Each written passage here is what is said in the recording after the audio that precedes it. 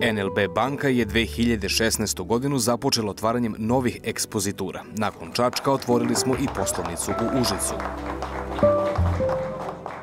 Naša strategija je vezana i na privredu i na stanovnike. Na privrednoj strani zaista posebnu pažnju posvećujemo ključnim preduzećima u Srbiji i malim i srednjim preduzećima. Na stanovništvu smo, mislim da, jako konkurentni sa svojim proizvodima i u onom delu koji se odnosi na zaposlene i u onom delu koji se odnosi na penzionere, a sada ove godine i aktivno ulazimo u stambeno kreditiranje. Mi u lokalnoj samoupravi smo otvoreni za dijalog sa svim učesnicima javnog života.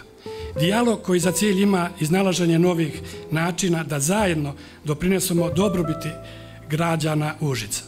Svaki doprinos kvalitetu života u našem gradu ćemo umeti da cenimo i podržavat ćemo svaku inicijativu koja je usmjerena u tom pravcu. Naša vrata su vam uvek otvorena.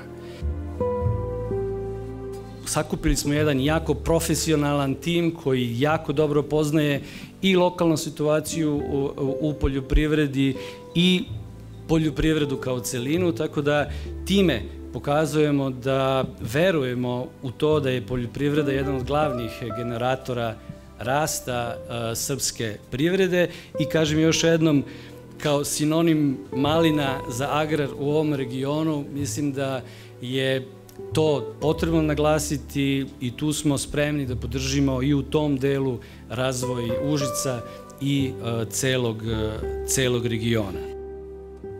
Kroz kamatne uslove i efikasnu i brzu uslugu tu smo da dokažemo naš kvalitet